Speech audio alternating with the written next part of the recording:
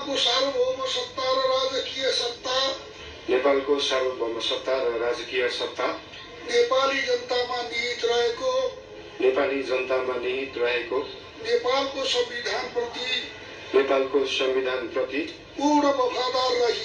पूर्ण वफादार रही सत्यनिष्ठापूर्वक प्रतिज्ञा गर्दै ईश्वर देश र जनताको नाममा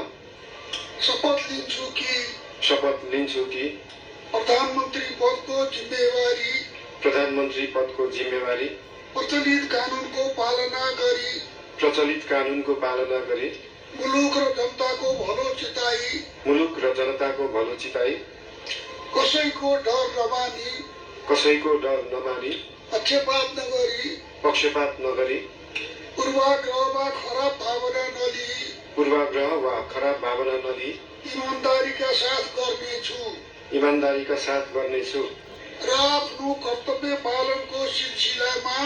र आफ्नो कर्तव्य पालनको सिलसिलामा आफूलाई जानकारीमा आएको कुरा म पदमा बहाल रहँदा वा नरहँदा जुनसुकै अवस्थामा पनि